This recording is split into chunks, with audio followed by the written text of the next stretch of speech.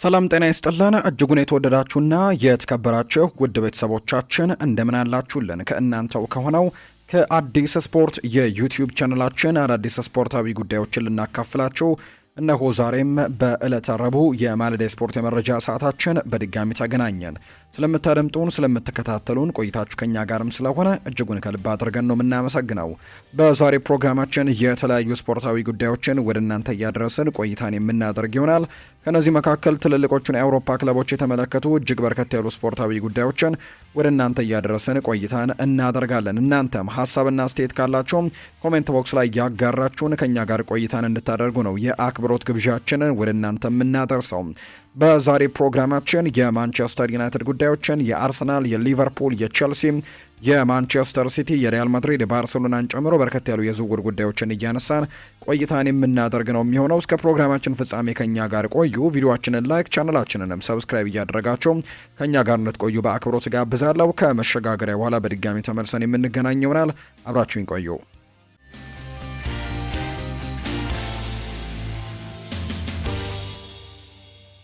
ማንቸስተር ዩናይትድን በማስቀደምን ጀምር በዩናይትድ የሰራሁት ትልቅ ስህተት ብዙ ነው ሲል ይናገራል ሩበን አሞሪም። የቀድሞ ማንቸስተር ዩናይትድ አሰልጣኝ የሆነው ሩበን አሞሪም በተለይ በማንቸስተር ዩናይትድ በነበረበት ጊዜም እንግዲህ በርካቶች ተለዋዋጭ አይደለም ባህሪያቱ ወይም ደግሞ የጨዋታ አቀራረቡ ተለዋዋጭ አይደለም በማለት በርካቶች ሲተቹት እንደነበር እናስታውሳለን። በማንቸስተር ዩናይትድ ተስፋ ተደርጎባቸው ከመጡ አሰልጣኞችና መጨረሻ ላይም ውጤታቸው ካላመሩ አሰልጣኞች መካከል አንደኛው ነው። አሰልጣኝ ሩበን አሞሪም በበርካቶች ግን ተወዳጅ እንደነበር ይታወሳል።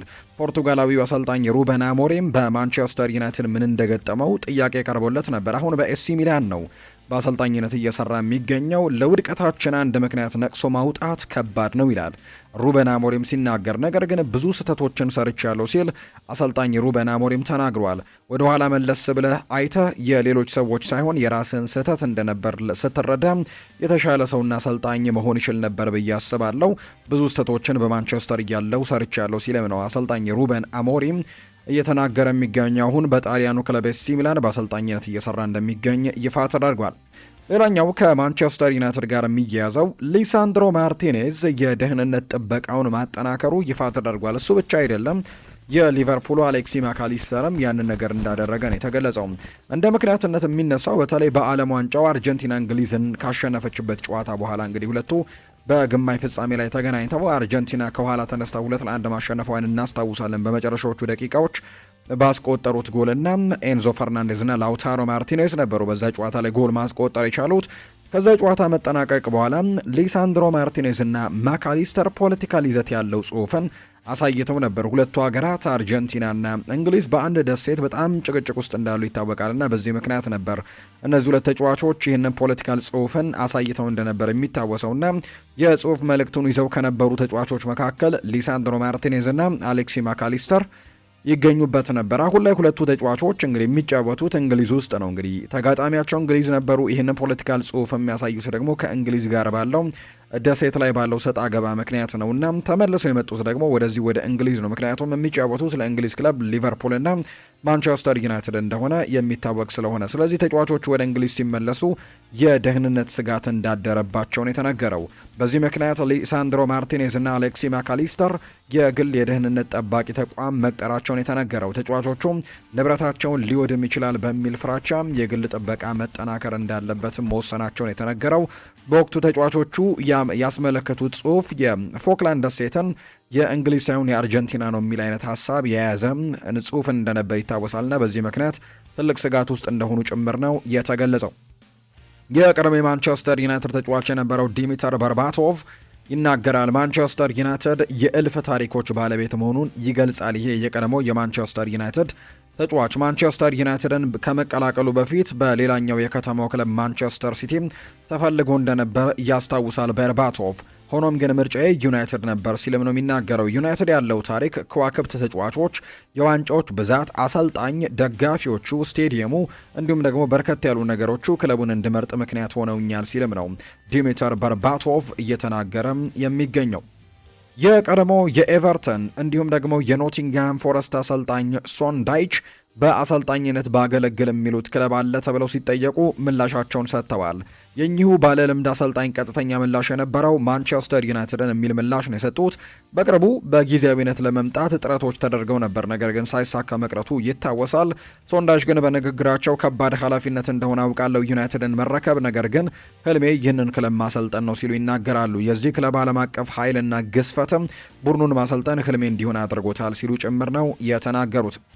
አዲሱ ፈራሚ አንድሬ ሳንቶስ የማንቸስተር ዩናይትድ አሰልጣኞች ቡድንን ማስደነቁ ነው ይፋ የተደረገው። የዩናይትድ የአካል ብቃት ባለሙያዎችና አሰልጣኞች እስካሁን ባለው ልምምድ በአንድሬ ሳንቶስ እጅጉን ተደንቀዋል የሚል መረጃ ይፋ ተደርጓል። በልምምድ ወቅትም ባለው ከፍተኛ ትጋትና ጥንካሬ እንዲሁም በባህሪው ረገድም በጣም አዎንታዊ ስሜትን መፍጠር ችሏል።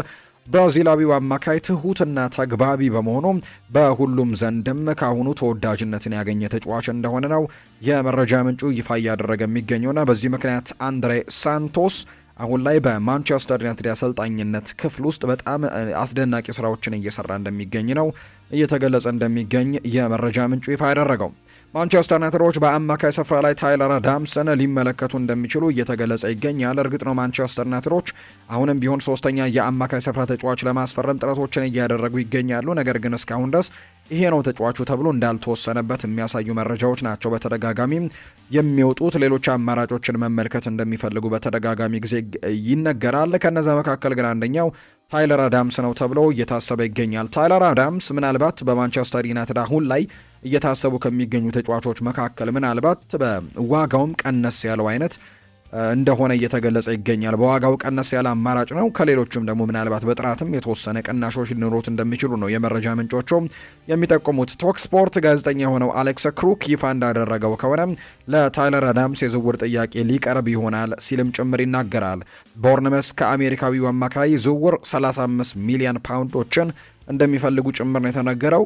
እንግዲህ ታይለር አዳምስ የዩናይትድ አመራሮች ከያዟቸው ብዙ ወጪ ከማያስወጡ አማካዮች መካከል አንደኛው እንደሆነም ተነግሯል። በተጨማሪም የዩናይትድ አመራሮች ለተጫዋቹ ዝውውርም ይፋዊ ጥያቄን ለመላክም አጽንኦት ሰጥተው እየተከራከሩበት እንደሚገኙና ሌሎች ተጫዋቾችን መመልከት እንዳለባቸው የሚያስቡ አይነት የክለቡ አመራሮችም እንዳሉ ጭምር ነው የተገለጸው። ሌላኛው ሲመለከቱት የነበረው ተጫዋች አሌክስ ስኮት እንደሆነ ይታወቃል። የ22 ዓመቱ ተጫዋች የሆነው አሌክስ ስኮት ግን ከማንቸስተር ዩናይትድ ይልቅ አሁን ወደ ቸልሲ ማምራትን እንደሚመርጥ ነው የተነገረው።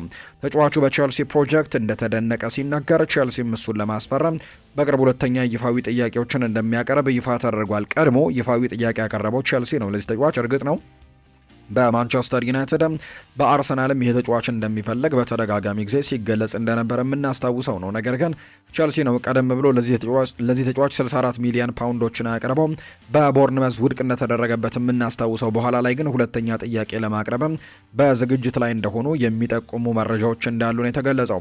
ቦርንመዝ ተጫዋቹን የመሸጥ ምንም አይነት ፍላጎት እንደሌላቸው ቢገልጹም 80 ሚሊዮን ፓውንድ ከቀረበላቸው ግን ለመደራደር ክፍት ሊሆኑ እንደሚችሉ የሚጠቁሙ መረጃዎችን እየሰማን ነው። በሌላ በኩል የአሌክስ ስኮት ፈላጊ የሆኑት የዩናይትዶች ተጫዋቹን ዝውውርም ውድ እንደሆነ እንደሚያምኑ ተነግሯል። ዋጋው እጅግ በጣም ከፍ ያለ እንደሆነ ጭምር ነው የሚያምኑት። በተጨማሪም በዩናይትድ ውስጥ የሚገኙ አንዳንድ ሰዎችም ተጫዋቹ ከዩናይትድ ይልቅ መዳረሻው ቼልሲ እንደሚሆንም እንደሚያምኑ የሚያሳዩ መረጃዎችን ነው ሚረር የተባለው የመረጃ ምንጭም ይፋ እያደረገ የሚገኘው። ሌላኛው የመጨረሻው ከማንቸስተር ዩናይትድ ጋር የምናነሳው ጉዳይ የአይደን ሄቨንን አስተያየት ነው። ስለ ጄጄ ጋብሪኤል አንዳንድ ጉዳዮችን ተናግሯል። አይደን ሄቨን ከእድሜው አንጻር ከተመለከት ነው የማይታመን ብቃት ነው ያለው፣ እሱ እድሎችን ለማግኘትም ዝግጁ እንደሆነ አውቃለሁ ሲል ይናገራል።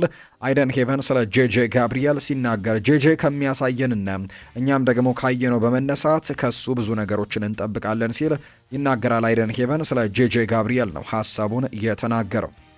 የአርሰናልን መረጃዎች ደግሞ ወደ እናንተ እናደርስ። ከአርሰናል ጋር በተያዘ ምናልባት መልካሙ የሚባለው ዜና ከብሩኖ ጊማሬሽ ጋር ያለው ጉዳይ ነው። ትናንትና በጣም ለአርሰናል ቅርብ የሆነ የመረጃ ምንጮች እንደሚናገሩት ከሆነ እርግጥ ነው በኒውካስል ዩናይትድ በኩል ያሉ የቅርብ የመረጃ ምንጮች እንግዲህ እያስተባበሉት ይገኛሉ። ነገር ግን በአርሰናል በኩል ያሉ የቅርብ የመረጃ ምንጮች እንደሚናገሩት ግን አርሰናል ብሩኖ ጊማሬሽን ለማስፈረም ላቅ ያለ ደረጃ ላይ ይገኛል ብለው ነው የመረጃ ምንጮቹ እየተናገሩ የሚገኙት።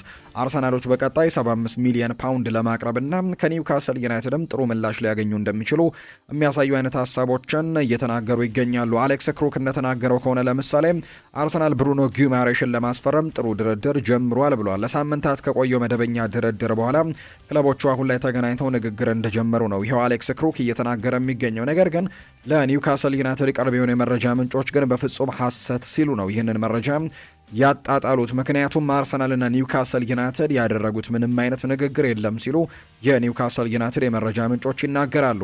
ሌላኛው ቤን ጃኮብስ ነው ሐሳቡን የሰጠው ከዚሁ ከብሩኖ ጊማሬሽ ዝውውር ጋር በተያያዘ ምንጮች 75 ሚሊዮን ፓውንድ አካባቢ በሆነ ዋጋ ከስምምነት ለመድረስ በሚደረገው ድርድር ላይ አርሰናልና ኒውካስል ዩናይትድ ቤት ከፍተኛ እድገቶች መታየታቸውን ነው ተመልክቻለሁ ሲል ቤን ጃኮብስ እየተናገረ የሚገኘው።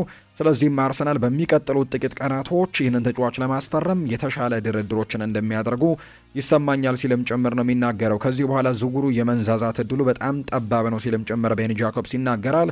ይሄ ዝውውር ምናልባት በዚህ ክረምት ተጫዋቾች የዝውውር መስኮት በጣም አሰልቺው እየሆነ ከመጡ ዝውውሮች መካከል አንደኛው ተደርጎ ይቆጠራል። ምክንያቱም በጣም ለረጅም ጊዜያቶች ይህ ዝውውር አሁንም ስሙ እየተነሳ ይገኛል። እርግጥ ነው አርሰናል ይፋዊ የሚባል ጥያቄ እንኳን ለኒውካስል ዩናይትድ ያቀረበበት መንገድ እንዳልነበር ይታወቃል። የቃል ጥያቄዎች ቀርበዋል። ከዚህ በፊት 60 ሚሊዮን ፓውንድ ሲቀርብ ተመልክተናል። ያም ኒውካስል ዩናይትዶች ውድቅ ማድረጋቸውን እናስታውሳለን።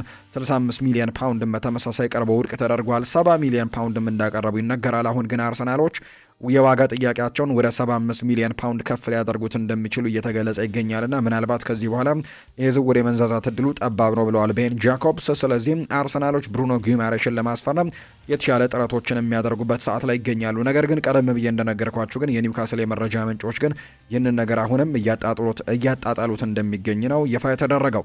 ሌላኛው ፋብሪዚዮ ሮማኖ ይፋ እንዳደረገው ከሆነ ከሁሊያን አልቫሬዝ ዝውውር ጋር በተያያዘ አንዳንድ ጉዳዮችን አጋርተዋል።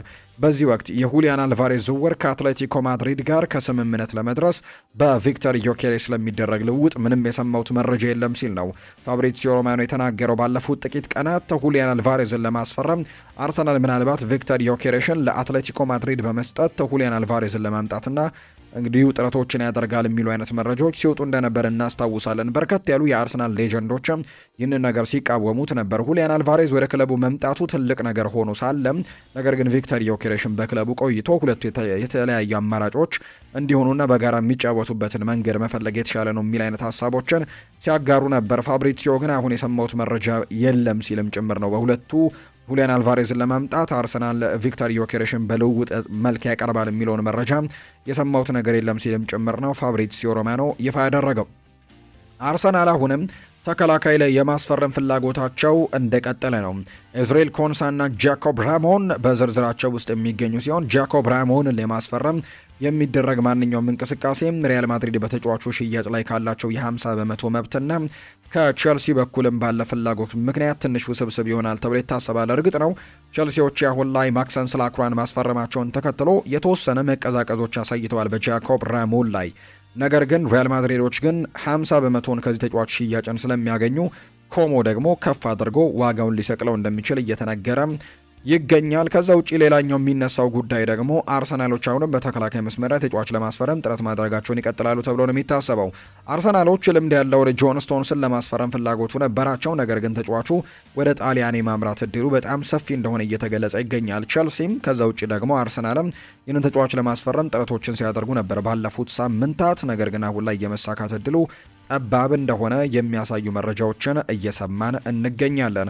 ሌላኛው ከቪኒሲዮስ ጁኒየር ጋር በተያዘ አሁንም አርሰናል ቤት መረጃዎች እየቀጠሉ ይገኛሉ። አርሰናል አሁንም እንግዲህ አጋጣሚዎቹን እየጠበቀ ይገኛል ወይም ይህንን ተጫዋች ለማስፈረም ጥረቶችን ማድረጉን እየቀጠለ ይገኛል። ነገር ግን አንዳንድ የሰማናቸው መረጃዎች እንደሚያሳዩት ከሆነ ያው ትልልቆቹ የመረጃ ምንጮች ባያረጋግጡትም እንዲሁ ደግሞ በኋላ የሪያል ማድሪድ ጉዳዮችን ስናነሳ በስፋት የምናነሳው ቢሆንም ቪኒሲዮስ ጁኒየር በሪያል ማድሪድ ኮንትራቱን ስለማራዘም አሁን ጥሩ ንግግሮችን ከሪያል ማድሪድ ጋር እያደረገ ነው የሚል መረጃን ትናንትና ስካይ ስፖርት የተባለ የመረጃ ምንጭ ይፋ አድርጎታል። እንዳልኳቸው ግን ታማኝ የሚባሉት በተለይ በዝውውር ዘገባዎች ላይ እነ ዳቪድ ኦርነስቲን እነ ፋብሪዚዮ ሮማኖ ያሉት ነገር የለም በዚህ ዝውውር ጉዳይ ላይ ወይም ደግሞ በኮንትራት ማራዘሙ ጉዳይ ላይ። ኮንትራቱን ሊያራዝም እንደሚችል ግን የሚያሳዩ ፍንጮች ያሉ ብለዋል ስካይ ስፖርት።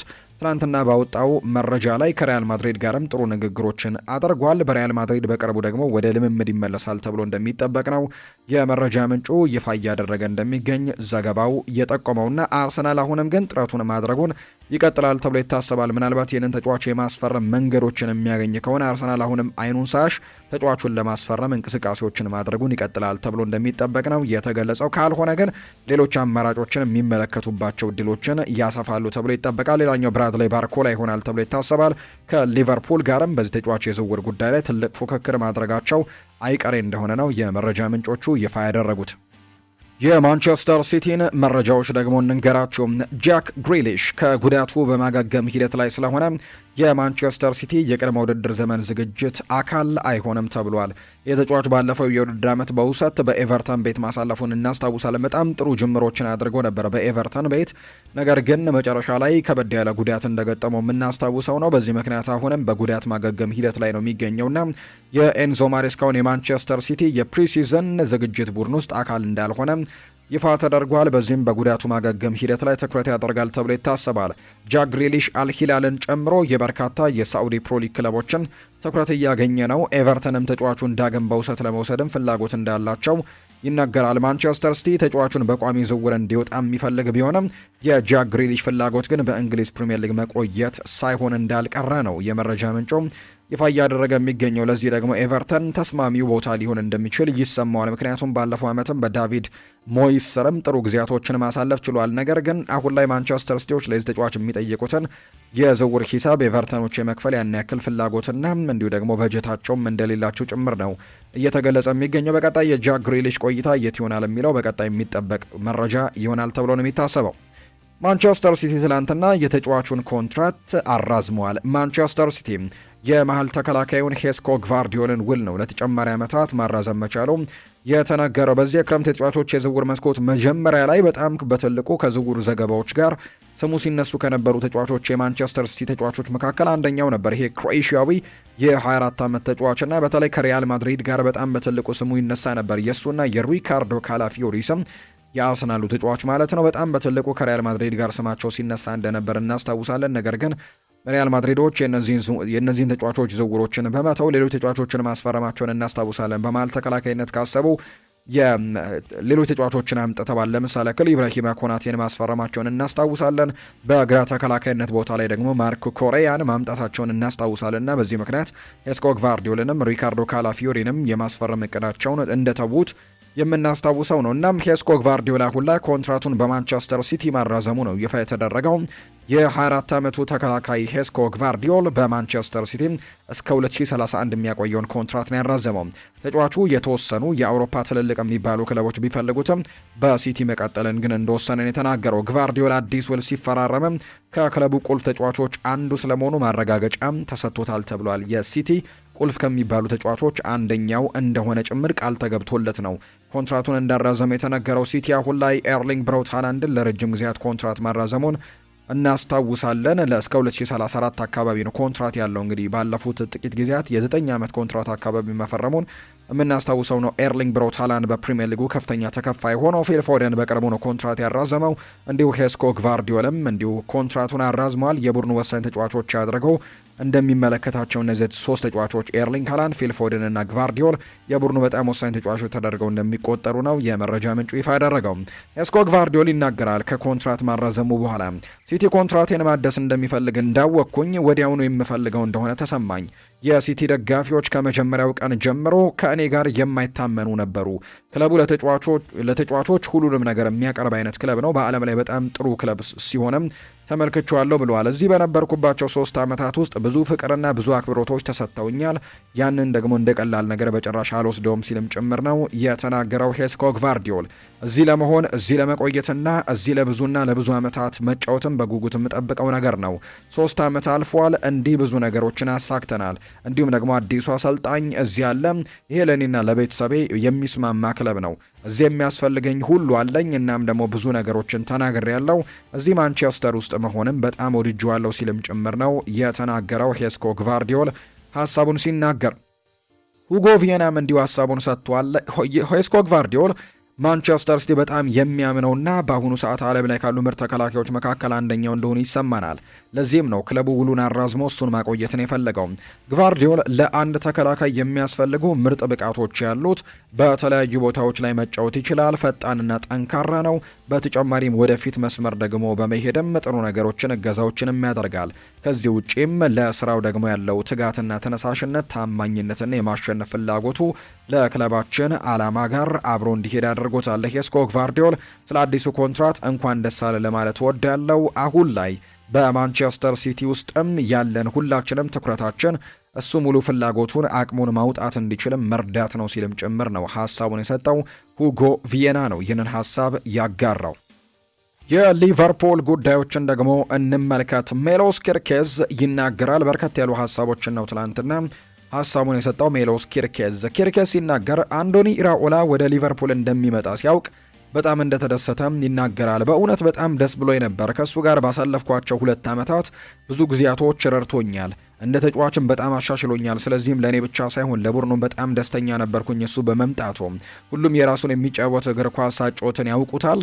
ስለዚህም ደግሞ ለእኛ ፍጹም ተስማሚ አሰልጣኝ ነው ብዬ አስባለሁ ሲልም ጭምር ነው ሃንጋሪያዊው ሚሎስ ኪርኬዝ እየተናገረው። ነገር ግን እንግዲህ ሚሎስ ኪርኬዝ ከዚህ በፊት በነበረበት ክለብ ቦርንመዝ ሲጫወት እናስታውሳለን። በአምናው የክረምት የተጫዋቾች የዝውውር መስኮት ነው ወደ ሊቨርፑል ከቦርንመዝ የተቀላቀለውና በቦርንመዝ እጅግ አስደናቂ ተጫዋች እንደነበረ የምናስታውሰው ነው በአንዶኒ ኢራኦላ ስርና በዛም አብሮ መስራታቸው የሚታወስ ነው። በዛ ክለብ ውስጥም አብሮ ባሳለፉበት ጊዜ እጅግ በጣም ድንቅ ተጫዋች እንደሆነ በጣም አግዞኛል ሲልም ነው ሚሎስ ኪርኬዝ ስለ አንዶኒ ኢራኦላ ሀሳቡን እንደሰጠ የተናገረው።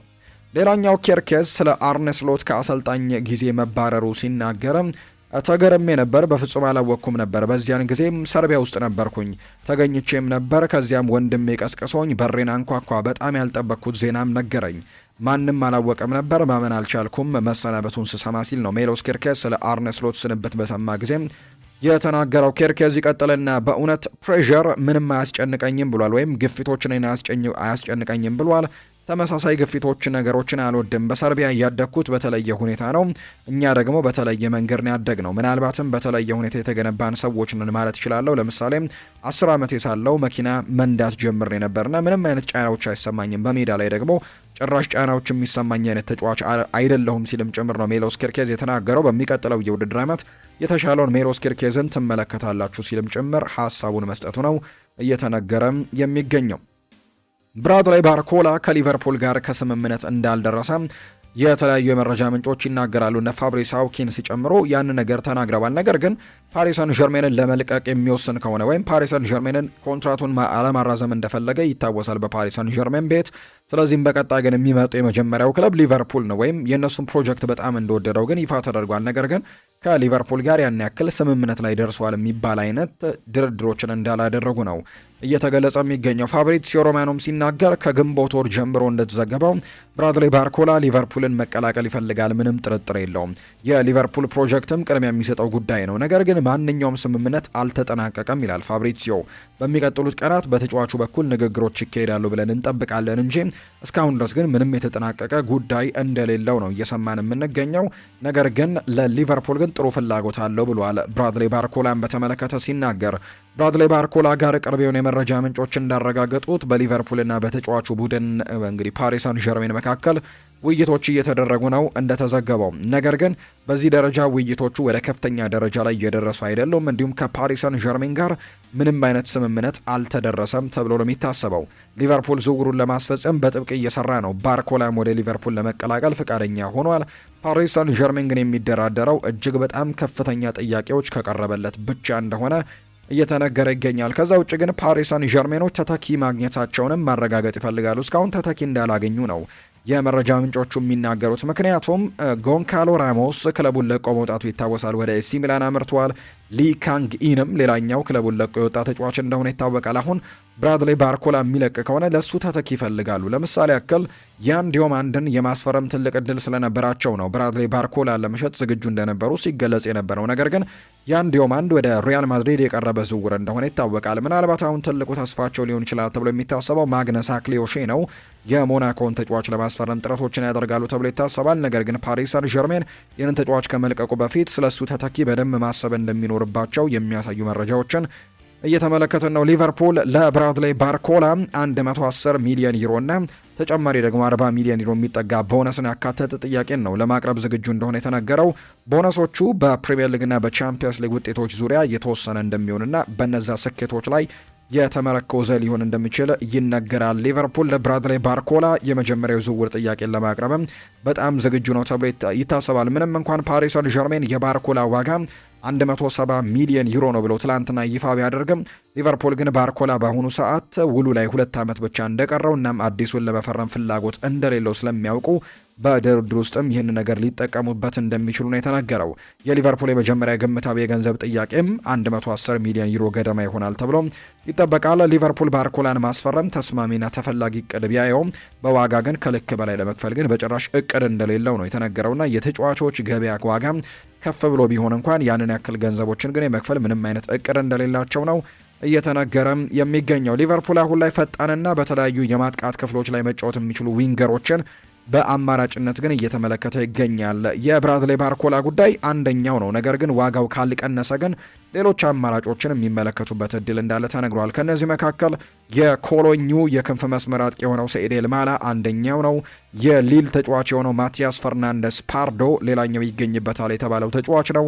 የብራይተኑ ተጫዋች ያኩቡ ሚንቴም በዝርዝር ውስጥ ቢኖርም ነገር ግን በአሁኑ ጊዜ ትልቅ ድርድሮች እየተደረጉ አይደለም ከዚህ ተጫዋች ጋር። እንዲሁም ብራዚላዊ ወጣት ራያንም የሊቨርፑል ኢላማ ተደርጎ ነው የሚወሰደው። ሆኖም ግን የዚህ ብራዚላዊ ወጣት ተጫዋች ከ100 ሚሊዮን ዩሮ ወይም ደግሞ በግምት 85 ሚሊዮን ፓውንድ አካባቢ በላይ የመልቀቂያ አንቀጽ ወይም ደግሞ ሪሊዝ ክሎዝ የምንለው ስላለበት እስከ 2027 ድረስ እንግዲህ የመዘዋወር እድሉ በጣም ጠባብ ይሆናል ተብሎ ይታሰባል። በሌላ በኩል የቼልሲ የሆነው ፔድሮ ኔቶም በሊቨርፑል ሊያስፈርሟቸው ከሚፈልጓቸው ተጫዋቾች ዝርዝር ውስጥ እንደሌለ ነው እየታመነ የሚገኘው። ነገር ግን እነ ሰኢድ ኤልማላን እነ ማቲያስ ፈርናንዴስ ፓርዶን እና ሌላኛው ተጫዋችንም ጭምር ለማስፈረም ጥረቶችን እነ ያኩብ ሚንቴን ለማስፈረም ጥረቶችን ሊያደርጉ የሚችሉበት እድል ይኖራል ተብሎ ይታሰባል። በቀጣይ ሊቨርፑል በዝውውር ገበያው ላይ ትልቅ እንቅስቃሴዎችን ያደርጋል ተብሎ እንደሚታሰብ ነው የመረጃ ምንጩ ይፋ እያደረገም የሚገኘው። የሪያል ማድሪድ መረጃዎችን ደግሞ እንንገራችሁ። ሪያል ማድሪድ ሪከርድ የሰበረ ገቢን እንዳገኘም ይፋ ተደርጓል። የላሊጋው ክለብ ሪያል ማድሪድ በዚህ የውድድር ዘመን 1.2 ቢሊዮን ዩሮ ገቢ ማግኘቱ ነው ይፋ እየተደረገ እንደሚገኝ ዘገባው የጠቆመው። ሪያል ማድሪድ በርካታ ገቢ ያገኘም የስፖርት ተቋም በመሆንም ሪከርድ መስበሩ ይፋ ተደርጓል። ሎስ ብላንኮቹም ለተከታታይ 26 ዓመታትም የተስተካከለ የፋይናንስ መዝገብ እንዲኖርም አስችሏቸዋል የሚል መረጃ ነው ይፋ የተደረገው። በአመት ውስጥም የስቴዲየም ገቢ በ11 በመቶ፣ የማርኬቲንግ ገቢ 6 በመቶ እድገት እንዳሳዩ ጭምር ነው የተነገረውና ሪያል ማድሪዶች ሪከርድ የሰበረ ገቢን ነው በዚህ ዓመት እንዳገኙ ይፋ እየተደረገ የሚገኘው። ሌላኛው የባየር ሚኒክ ዋና ስራ አስፈጻሚ የሆኑት ድሬሰን ማይክል ኦሊሴ በእርግጠኝነት ይቆያል፣ አዲስ ውል አላቀረብንም፣ ነገር ግን በኮንትራቱ ላይ 3 ዓመታቶች ስለሚቀሩት ምንም የሚያሳስበን ነገር የለም ሲሉ ጭምር ይናገራሉ። እንደ ፋብሪዚዮ ሮማኖ ዘገባ ባለፉት የክረምት ተጫዋቾች የዝውውር መስኮት በተለይ በዚህ የክረምት ተጫዋቾች የዝውውር መስኮት ይህንን ተጫዋች ለማስፈረም ሪያል ማድሪድ በጣም በትልቁ ጥረቶችን እያደረገ እንዳለ የሚታወቅ ጉዳይ ነው። ነገር ግን በዚህ የዝውውር መስኮት የመሳካት እድሉ ግን በጣም ጠባብ እንደሆነ የሚታወቅ ጉዳይ ነው። ሪያል ማድሪድም አሁን ላይ ትኩረታቸውን ሌሎች ተጫዋቾች ላይ እንዳደረጉ የሚታወቅ ጉዳይ ነው። በተለይ ያን ዲዮማንድን በቅርቡ ለማስፈረም በጣም ከጫፍ እንደደረሱ የሚታወቅ ጉዳይ ነው እና ማይክል ኦሊሴን ምናልባት በሚቀጥሉት የክረምት ተጫዋቾች የዝውውር መስኮት ለማስፈረም በድጋሚ ጥረት ያደርጉ ይሆናል እንጂ በዚህ የክረምት ተጫዋቾች የዝውውር መስኮት ግን የማስፈረም እድል እንደሌላቸው ነው እየተነገረ የሚገኘው። የባየር ሚኒክ የስራ አስፈጻሚ የሆነው ድሬሰንም በጭራሽ የምንለቀው ተጫዋች አይደለም፣ ኮንትራቱን እንኳን ለማራዘም ንግግሮችን ብዙ አላደረግንም፣ ነገር ግን አሁንም ቢሆን 3 ዓመት ኮንትራት እንደሚቀረው ማወቅ አለባችሁ ሲልም ጭምር ነው የተናገረው። አዲሱ ፈራሚ ደንዘል ደምፍሪስ ሀሳቦቹን ሰጥቷል። ከመጀመሪያው ስልጠና በኋላ ጥሩ ስሜት ይሰማኛል፣ በመጀመሪያም በጣም ደስተኛ ነኝ፣ እዚህ በመሆኔ በጣም ኩራት ይሰማኛል ሲልም ጭምር ነው እየተናገረ የሚገኘው። ደንዘል ደምፍሪስ ነው ይህንን ሀሳብ የሰጠው። እዚህ በመሆኔም የዚህ ክለብ አካል በመሆኔም በጣም ኮርች ያለው ሲልም ጭምር ይናገራል። በሪያል ማድሪድ መጫወት በጣም ትልቅ ህልም ነው ሲልም ጭምር ነው የተናገረው። ይህንን ሀሳብ ነው ደንዘል ደምፍሪስ እየሰጠ የሚገኘው። በጣም ጥሩ አቀባበል አድርገውልኛል፣ የቡድን አጋሮቼ፣ አሰልጣኙን፣ ሰራተኞቹን በጣም ጥሩ አቀባበል አድርገውልኛልና ለዚህ ደግሞ ላመሰግናቸው ፈልጋለሁ ሲልም ጭምር ሀሳቡን ሰጥቷል። ስፓኒሽ እየተማርኩኝ ነው፣ መማሬም ደግሞ በጣም ጥሩ ይሆናል። የቡድን አጋሮቼ ጋር በትልቁ ለመግባባትም ይህንን ቋንቋ በደንብ መጠቀም ይኖርብኛል። ስለዚህም ይህንን ለማድረግ በትልቁ ትምህርቶችን እየወሰድኩኝ እገኛለሁ ሲልም ጭምር ነው ደንዘል ደምፍሪስ የተናገረው። ከጣሊያኑ ክለብ እንግዲህ መምጣቱን እናስታውሳለን። ከጣሊያኑ ክለብ ኢንተር ሚላን ነው ሪያል ማድሪድን መቀላቀሉን የምናስታውሰው። ቪኒሲዮስ ጁኒየር በሪያል ማድሪድ መቆየት ይፈልጋል። የቅርብ ወዳጆቹም ይህንን ውሳኔ ይደግፉታል ተብሏል።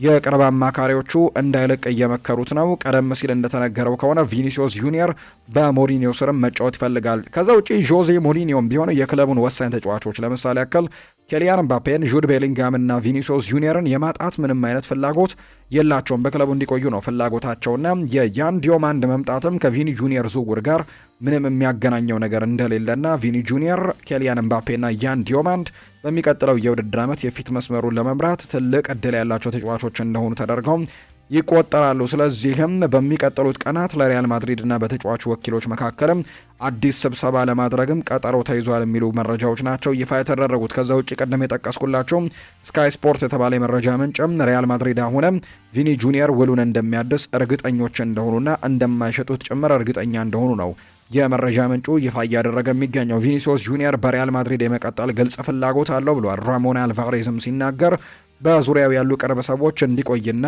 እንዳይለቅም ሁሌም እየመከሩት እንደሚገኝ ጭምር ነው የተነገረው።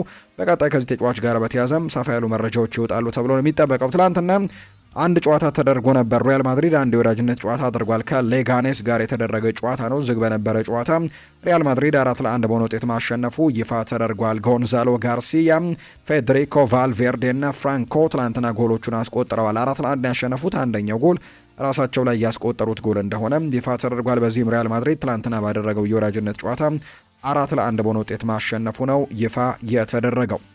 የባርሰሎና መረጃዎችንም እንንገራቸው። ባርሴሎና አሁንም ቢሆን በሁሊያን አልቫሬዝ ዝውውር ላይ በጭራሽ ተስፋ እንዳልቆረጡ ነው እየተነገረ የሚገኘው። ይህንን ተጫዋች ለማስፈረም አሁንም ተስፋ አድርገው ዝውውሩን ለማድረግ እንቅስቃሴ እያደረጉ እንደሚገኝ ነው እየተገለጸ የሚገኘውና በዚህ ተጫዋች ጉዳይ ላይ ምንም አይነት ተስፋ የመቁረጥ ስሜት እንደሌላቸው ይፋ ተደርጓል። ክለቡ አሁንም ቢሆን ሁኔታዎችን እየተጠባበቀ እንደሚገኝ ነው ፋብሪዚዮ ሮማኖ የተናገረው። ከዛ ውጭ ግን ምናልባት ፌራን ቶሬስ በሁሊያን አልቫሬዝ የዝውውር ሁኔታ ላይ ግን ትልቅ ሚና ሊጫወት ይችላል የሚሉ ግምቶችም እየወጡ ይገኛሉ። ፌራን ቶሬስ ወደ አትሌቲኮ ማድሪድ ለመዘዋወር ፍቃደኛ ከሆነ በባርሴሎናና በአትሌቲኮ ማድሪድ መካከል ያለው የዝውውር ድርድር ሁኔታውን ሊያፋጥነው ይችላል ተብሎ እንደሚታሰብ ነው የመረጃ ምንጩ ይፋ እያደረገ የሚገኘው። ስለዚህ ፌራን ቶሬስ ወደ አትሌቲኮ ማድሪድ የሚያመራ ከሆነ ሁሊያን አልቫሬዝን በልዋጩ ለማግኘትም በትልቁ እድል ይሰጣቸዋል ተብሎ እንደሚታሰብ ነው በባርሴሎና በኩል የተመለከት ነው። ዮሃን ላፖርት ተሽሎኝ ከሆስፒታል ወጥቼ ያለው ብለዋል። የባርሴሎና ፕሬዝዳንት የሆኑት ዮሃን ላፖርት የጤና እክል አጋጥሟቸው ለቀናትም ሆስፒታል እንደነበሩ ነው የተረጋገጠው። ፕሬዝዳንት ዮሃን ላፖርት አሁን ላይ ያገግመው ከሆስፒታል መውጣታቸው ነው በማህበራዊ ትስስር ገጻቸው ላይ ይፋ ያደረጉት። የልብ ምት ችግር ገጥሟቸው እንደነበረ የገለጹት ፕሬዝዳንቱ አሁን ግን ታክም ያለው የልብ ምቴም ወደ መደበኛ ሁኔታ ተመልሷል ሲሉ ጭምር ነው የተናገሩት። ሃንስ ፍሊክ ክለቡ ለማርክ ካሴዶ የሚቀርቡለትን ጥያቄዎች እንዲያዳምጥም መመሪያ ሰጥቷል። ቡድኑ በተከላካይ አማካይ ክፍል ውስጥ በቂ አማራጮች እንዳሉት ያምናል። ከፍራንኪ ዲዮንግ ከጉዳት በኋላ እናም በመጨረሻም ቀዶ ጥገና ያስፈልገዋል የሚለው እርግጠኛ ለመሆን እንኳን እንዳለ ነው እየተገለጸ የሚገኘው።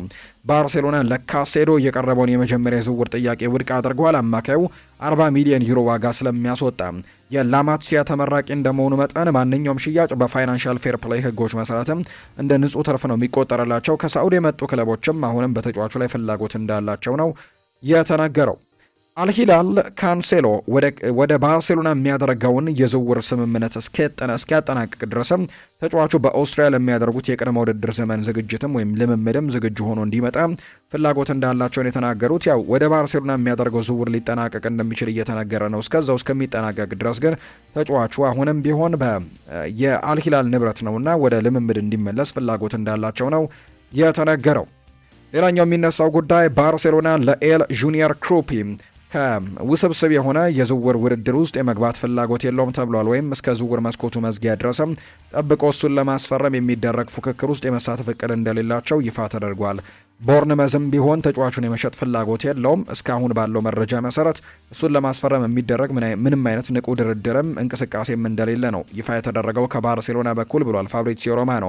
እንደሚናገረው ከሆነ ባርሴሎና ለኤሊ ጁኒየር ክሩፒ ከፍተኛ ግምት ቢሰጠው የቦርንመዝ የ100 ሚሊዮን ዩሮ ዋጋ ተመን ግን በጣም የተጋነነ ሆኖ ስለተገኘ ተጫዋቹን የማስፈረም እቅዱን ሙሉ በሙሉ ውድቅ አድርገውታል። የክለቡ አቋም እንደዚህ አይነት ከፍተኛ ገንዘቦችን ማውጣት ያለበት እንደ ሁሊያን አልቫሬዝ ላሉ ብቃቱ በተረጋገጠ ደረጃውን ለጠበቀ ተጫዋች እንጂ ገና ተስፈኛ ለሆነ ወጣት ባለተሰጥኦ መሆን የለበትም የሚል አይነት ሀሳብ እንዳላቸው ነው በባርሴሎና በኩል እየተገለጸ እንደሚገኝ የመረጃ ምንጩ ይፋ እያደረገ የሚገኘው። የቼልሲን መረጃዎች ደግሞ ወደ እናንተ እናደርስ ውድ ቤተሰቦቻችን። ቼልሲ ተጫዋች ለማስፈረም ከጫፍ መድረሱም ይፋ ተደርጓል። የምዕራብ ለንደኑ ክለብ ቼልሲም የዳኒ ዌልቤክን ዝውውር ለማጠናቀቅ ከጫፍ መድረሱን ነው ዘ አትሌቲክ የተባለው የመረጃ ምንጭ ይፋ ያደረገው። እንግሊዛዊው አጥቂ ዳኒ ኒታኪሜንሳ ዌልቤክ ዝውውርን ለማጠናቀቅ ከጫፍ መድረሳቸው ይፋ ተደርጓል። የሕክምና ምርመራውም እንዲያደርግም ከብራይተን ፍቃድ እንደተሰጠው ነው የተነገረው። ሁሉም ነገር በታቀደበት መልኩ ከሄደ ዳኒ ዌልቤክ በዚህ ሳምንት የሕክምና ምርመራውን ያደርጋል ተብሎ ይታሰባል። በቼልሲ 2 ዓመታት ኮንትራት ለመፈረም የተስማማው ዌልቤክ ቡድኑን በሆንግ ኮንግም ይቀላቀላል ተብሎ ነው የሚጠበቀው። ዳኒ ዌልቤክ ባለፈው የውድድር ዘመንም ለብራይተን 13 የፕሪሚየር ሊግ ጎሎችን በማስቆጠር በዚህ እድሜውም ድንቅነቱን አሳይቷል። በሚቀጥለው የውድድር ዓመት በቼልሲ ስብስብ ውስጥ በተለይ በወጣቶቹ ስብስብ ውስጥ ድንቅ የሚባል ልምድን እንደሚያካፍላቸው ጭምር ነው የተገለጸውና እንዲሁ ደግሞ በጊዜያዊነት በጣም ጥሩ አገልግሎት መስጠት የሚችል አጥቂ ተደርጎ ይቆጠራል። ስለዚህም ይህንን ተጫዋች በሚቀጥሉት ጥቂት ቀናት ውስጥ ዳኒ ዌልቤክን ለማስፈረም ከጫፍ ይደርሳሉ ተብሎ እንደሚታሰብና እንዲሁ የሕክምና ምርመራውም እንደሚደረግ ነው ይፋ እየተደረገ የሚገኘው። ፋብሪዚዮ ሮማኖም ጭምር ይህንን መረጃ እንዳረጋገጠውና ዝውውሩ ወደ መጨረሻዎቹ ጊዜያቶች ላይ እንደደረሰ የሚያሳይ መረጃን ነው ይፋ እያደረገ የሚገኘው። ናፖሊና ቼልሲ በቤኖይ ባዲያሼሊ ዝውውር ላይ ሙሉ ስምምነት ላይ ደርሷል የሚል መረጃም እንዲሁ ይፋ ተደርጓል። በ3 ሚሊዮን ዩሮ የውሰት ክፍያ እና ደግሞ ቋሚ መግዛት መብት ወይም ደግሞ ኦፕሽን ቱ ባይ ያለበት ውሰትን ነው የተፈራረሙት። አሁን ስምምነቱ ማጠናቀቅና ለመጠናቀቁ በናፖሊ እጅ ላይ እንደሚገኝ ነው የጣሊያን የመረጃ ምንጮች የተናገሩት። ትላንትና ቼልሲ የወዳጅነት ጨዋታ አድርጎ ነበር። ከጨዋታው በኋላም ቻቪ አሎንሶ በርከት ያሉ ጉዳዮችን አንስተዋል። ጨዋታውን ትናንትና ማሸነፍ ችለዋል። ሰማያዎቹ ከአውስትራሊያው ክለብ ዌስተርን ሲድኒ ጋር ነበር ጨዋታቸውን ያደረጉትና በዚህ ጨዋታ ላይ በጣም በርከት ያሉ ጎሎችን የተመለከትንበት በጣም በርከት ያሉ ፉክክሮች የነበሩበት ጨዋታ ነው።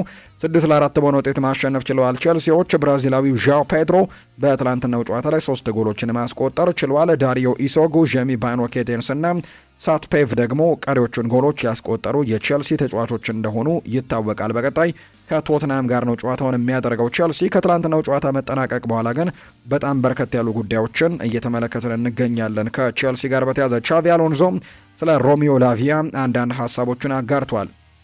በጭኑ ጀርባ ላይ ወይም ሃምስትሪንጉ ላይ የሆነ ስሜት ተሰምቶታል። ከባድ ነገር አይደለም፣ ለቅዳሜው ጨዋታ ዝግጁ ይሆናል ብለን ተስፋ እናደርጋለን ሲል ነው እንግዲህ ተደጋጋሚ ጉዳቶች እንደሚገጥሙት ይታወቃል ሮሚዮ ላቪያ እና አሁንም ምናልባት የተወሰኑ ስሜቶች እንዳሉት ግን ቻቪ አሎንዞ ተናግሯል። ቻቪ አሎንዞ እድሜያቸው ከፍ ያሉ ተጫዋቾችን ስለማምጣታቸው ሲናገሩ ከዛሬ ጀምሮ እስከ መጨረሻው ቀን ድረስም በርካታ ስሞች ከኛ ጋር እንደሚያያዙ እርግጠኛ ነኝ። በሁሉም ላይ አስተያየት መስጠት ከባድ ስራ ነው የሚሆነው፣ ነገር ግን ሚዛናዊነት፣ የተሟላ ስብስብና ጥሩ ቡድን መገንባት ያስፈልገናል። ለዚህም ደግሞ ሀሳብና እቅዱ አለን ሲልም ጭምር ነው የተናገረው ቻቪ አሎንዞ። ቻቪ አሎንዞ ይቀጥልና ስለ ዣኦ ፔድሮ ይናገራል። በጣም የተራበ ነው። ጥሩ የውድድር ዘመንን ለማሳለፍ በእውነት በጣም ቁርጠኛ እንደሆነ ተመልክቼበታለሁ። ብዙ ጎሎችን ያስቆጥሯል። ነገር ግን አሁንም የበለጠና የበለጠ ማስቆጠሩን መቀጠል ይፈልጋል ብዬ አስባለሁ ነው ያለው። ቻቪ አሎንዞ ስለ ቼልሲ የዝውውር እቅዶችም ሲናገር ሚዛናዊነትን፣ የተሟላ ስብስብንና ጥሩ ቡድን መገንባትን ያስፈልገናል ብሏል። ለዚህም ሀሳብና እቅዱ አለን ሲልም ነው ቻቪ አሎንዞ የተናገረው። የቻቪ አሎንዞ እንግዲህ አብዛኛው ቃለ ምልልስን ለመመልከት ያክል ዛሬ ልንማርበት የምንችላቸው በጣም ጠቃሚ ወዳጅነት ጨዋታን አድርገናል ብሏል። ከትላንትናው ጨዋታ በኋላ ሲናገር ጎሎችን ስለማስቆጠርም እንዲሁ ሲናገር በተለይ ጃኦ ፔድሮን ያድንቆታል። በቀጣዩ የውድድር ዓመት በጣም በርከት ያሉ ጎሎችን ያስቆጥርልናል ብለን እናስባለን ብሏል። መፍትሄዎችን ለማግኘት የተቸገርንባቸው አጋጣሚዎች ነበሩ፣ እሱን ማስተካከል አለብን። የጨዋታ አያያዛችን ወይም ጌም ማኔጅመንታችን ከዚህኛው ጨዋታ ልንማርበት እንችላለን። ከፍተኛ ጫና ወይም ሃይ ፕረስ ያደርጉብን ነበር፣ እኛ ደግሞ መፍትሄዎችን መፈለግ አለብን። በሁሉም ጨዋታዎች ይሄ በተደጋጋሚ ይከሰታል። እንዲህ አይነት አጋጣሚዎች በብዙ ቁጥር መፍትሄዎችም ለማግኘት ለኛ የተሻለ ይሆናል ሲልም ጭምር ነው የተናገረው። እንዲህ ያሉ አጋጣሚዎች በብዙ ቁጥር መፍትሄዎች ለማግኘት ለኛ የተሻለ ይሆናሉ። ለወደፊቱ ጠቃሚ ቡድን ለመስራት ጥረቶችን እናደርጋለን። ሁሉም ተጫዋች የመጫወት እድል አግኝቷል፣ ምንም አይነት ጉዳትም የለብንም ሲልም ጭምር ነው የተናገረው። ቻቪ አሎንዞ ሌላኛው ያነሳው ጉዳይ ስለ ሊያም ዴላፕ ወደፊት ሁኔታ ነው። ሊያም ዴላፕ ጥሩ እየሰራ እንደሆነ ተናግሯል። 60 ደቂቃ ተጫውቷል። ከማዕከላዊ ተከላካዮች ጋርም ትግል ነበሩ። ጥሩ እየሰራ ነው። ጥሩ ፍላጎትም እንዳለው ተመልክቻለሁ ብሏል። ሀሳቡን ሲሰጥ ልምድ ካላቸው ተጫዋቾች ጋር ስሙ ስለመያያዙም ሲናገር ደግሞ በጣም ጥሩ ዝውውሮችን እናደርጋለን ብዬ አስባለሁ ብሏል። ጥሩ ስብስብ እንዲኖረን ታላቅ ቡድን መገንባትም ይኖርብናል ሲልም ነው የተናገረው። እርግጠኛ ነኝ በተጫዋቾች ብቃት እና ደግሞ በሜዳ ላይ በሚይዙት ቦታዎች ረገድ ትክክለኛ ሚዛን ያስፈልገናል። የተሟላ ስብስብ እንዲኖረን ጠንካራ ቡድን መገንባት አለብን። ለዚህም የተወሰነ ሀሳብና እቅዶች ያሉን የፕሪሚየር ሊግ ውድድር እስኪጀመር ድረስም ነገሮች እንዴት እንደምናደራጅም አብረን እናያለን ሲልም ነው የተናገረው። ጃኦ ፔድሮ ደግሞ ስለ አሰልጣኙ ቻቪ አሎንዞ አንዳንድ ሀሳቦቹን ሰጥቷል። እሱ በጣም ቀራቢ አሰልጣኝ ነው። ብዙ እንነጋገራለን። በፊት መስመር ላይ ስጫወትም ነጻነት ይሰማኛል። ብዙ እንቀሳቀሳለሁ። ስለዚህም ያንን አማራጭ ሰጥቶኛል። አንዳንድ ጊዜ በግራ አንዳንድ ጊዜ ደግሞ በመሀል እጫወታለሁ። ከሱ የተማርኩትም ይህንን ነው። ከቡድኑ ጋር የሚቻለውን ከፍተኛ ደረጃ ለማሳካትም ጥረቶችን እያደረግኩ ይገኛለሁ ብለዋል ዣኦ ፔድሮ ስለ ቻቪ አሎንዞ ሲናገር። እንዲሁ ጄሚ ጌቲያንስም ስለ ቻቪ አሎንዞ አንዳንድ ሀሳቦቹን ሰጥቷል። ሲናገር እንግዲህ ጄሚ ጌቲያንስ ትናንትና ጎል ካስቆጠሩ ተጫዋቾች መካከል አንደኛው ነው። በተለይ ለኔ በጣም ጥሩ ሰው እንደሆነ ተመልክቻለሁ። ለኔ በጣም አዎንታዊ ነው። እሱ ከኛ ጋር በመሆኑ በጣም እድለኞች ነን። እሱ አሰልጣኛችን ስለሆነ ማመስገን አለብን ሲልም ነው ጄሚ ባይኖ ጌቲያንስ ሀሳቡን እየሰጠም የሚገኘው። ላቪ ኮልቤል ስለ ኮል ፓልመር ነው የተናገረው። ኮል ፓልመር ምን ያክል ጎበዝ ተጫዋች እንደሆነ ሁላችንም እናውቃለን። በየቀኑ ይህንን እንመለከታለን። እርግጥ ነው ባለፈው ዓመት በጉዳት ምክንያት ለእሱ አስቸጋሪ ወቅት ነበር። ነገር ግን ምንም ያክል ጥሩ ተጫዋች እንደሆነ ግን ያለንን እምነት በፍጹም አላጣም። እሱ ለእኛ እጅግ በጣም ወሳኝ ተጫዋች ነው። እንዲሁም በፈለግነው ጊዜ ደግሞ ጨዋታውን ወደ ሌላ ደረጃ ከፍ ማድረግ የሚችል አይነት ተጫዋች አድርገን እንቆጥረዋለን ሲልም ነው የተናገረው። ስለ ኮል ፓልመር ሲናገር ላቪ ኮልቤል አንዲ ታውንዘንድ፣ ሄንደርሰን እና ዌልቤክ ወደ ቸልሲ ስለመምጣታቸው ሲናገር ቸልሲ እንደዚህ ያሉ ሁለት ልጆችን ወደ ክለቡ እንዲመጡ የሚፈልግበት ምክንያትን በተወሰነ መልኩ ይገባኛል። ከእንደዚህ አይነት ተጫዋቾች ጋር በመጀመሪያው ቀን ሲገቡ ከጨዋታ ላይ ባላቸው ታሪክና ልምድም የተነሳ ለሁሉም ሰው የተወሰነ መነቃቃትን ይፈጥራሉ። ለረጅም ጊዜ በእግር ኳሱ መቆየታቸው ደግሞ በቀጥታ ገብተው ከነሱ የሚጠበቀውን ነገር ማከናወን እንዲጀምሩ የሚያስችላቸዋል ሲልም ጭምር ነው የተናገረው። አንዲ ታውንዜንድ ነው ይህንን ሀሳብ ከቼልሲ ጋር አያይዞ ሀሳቡን የተናገረው። የዓለም ዋንጫ ድርሻ ሊሸጥ መሆኑ ይፋ ተደርጓል። የፊፋ ፕሬዝዳንት ጃኒ ኢንፋንቲኖ የዓለም ዋንጫ የተወሰነ ድርሻ ለግል ኢንቨስተሮች ለመሸጥም ማቀዳቸውን ነው ዘ ታይምስ የዘገበው። ከዚህ ስምምነት ጃኒ ኢንፋንቲኖ ለግል ኪሳቸው በ10 ሚሊዮን የሚቆጠር ገንዘቦችን እንደሚያገኙ ነው የተገለጸው። ፕሬዝዳንት ጃኒ ኢንፋንቲኖ አሁን ላይ ፍላጎት ካሳዩ ኢንቨስተሮች ጋር ለንግግር መቀመጣቸውን የተሰማው። ከጃኒ ኢንፋንቲኖ ጋር ለንግግር የተቀመጡት ኢንቨስተሮች ለአሜሪካው ፕሬዝዳንት ዶናልድ ትራምፕ አስተዳደር ቅርበት አላቸው የተባሉ ናቸው። በእቅዱ መሰረት ጃኒ ኢንፋንቲኖ ውድድሩ በሚያዘጋጀው አዲስ ተቋም ኮሚሽነር ሊሆኑ እንደሚችሉ ጭምር እየተገለጸ ይገኛል። ፊፋም ቀዩን መስመር እየተሻገረ ነው ብለዋል ዩኤፋ ይህንን ሀሳብ ሲሰጥ። ፊፋ የዓለም ዋንጫውን የተወሰነ ድርሻ ለግል ሴክተሮች ለመሸጥ እያቀደ መሆኑ መዘገቡ እንግዲህ ይታወሳል። ይህን ተከትሎ የአውሮፓ እግር ኳስ ማህበር የፊፋን እቅድ የሚቃወም ጠንካራ መግለጫ ያወጣው። ዩኤፋ በመግለጫው ፊፋ አንድ እንደ እግር ኳስ ያለ ተቋም መሻገር የሌለበትን መስመር ወይም ቀዩን መስመር እየተላለፈ ነው ሲልም ነው ውሳኔውን የኮነነው። ጉዳዩን በቅርበት እንደሚከታተለው የገለጸው ዩኤፋ ዓለም ዋንጫ ፊፋ የሚሸጠው አይደለም ሲልም ጭምር እንዲፋ አድርጓል። ለፈረንሳይ ብዬ የብዙ ክለቦችን ጥያቄዎች ውድቅ አድርጌያለሁ ብለዋል ዚነዲን ዚዳን። አሰልጣኝ ዚነዲን ዚዳን አዲሱ የፈረንሳይ ብሔራዊ ቡድን አሰልጣኝ በመሆን ትናንትና ሹመቱን በይፋ ተረጋግጧል።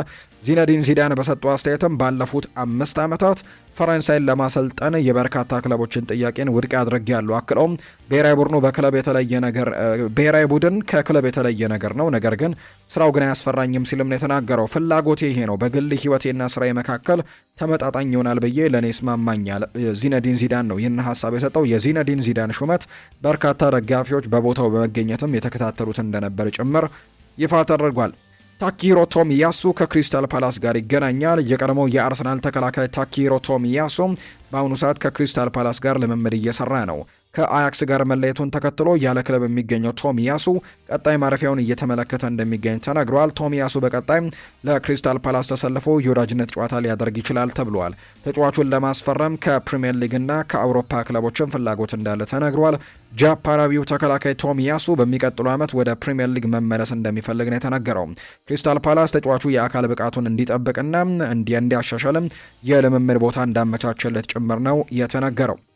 ጣሊያን ሮቤርቶ ማንሲኒን ትሾማለች። የጣሊያን ብሔራዊ ቡድን አሰልጣኝ ሮቤርቶ ማንሲኒን በኃላፊነት እንደሚሾም ነው ያስታወቀው። የሀገሪቱ እግር ኳስ ፌዴሬሽን ፕሬዝዳንት የሆኑት ጂኦቫኒ ማላጎ ቀጣዩ የጣሊያን አሰልጣኝ ሮቤርቶ ማንሲኒ ነው ሲሉ በይፋ አረጋግጠዋል። ከ3 ዓመታት በፊት ስራቸውን የለቀቁት አሰልጣኝ ሮቤርቶ ማንሲኒ ብሔራዊ ቡድኑን ዳግም ይረከባሉ ተብሏል። የ61 ዓመቱ አሰልጣኝ ሮቤርቶ ማንሲኒ በ2021 ከረጅም ዓመታት በኋላ ጣሊያን የአውሮፓ ዋንጫ ድልን እንድታሳካ ትልቅ አበርክቶ ያደረጉ አሰልጣኝ እንደነበሩ የምናስታውሰው ጉዳይ ነው።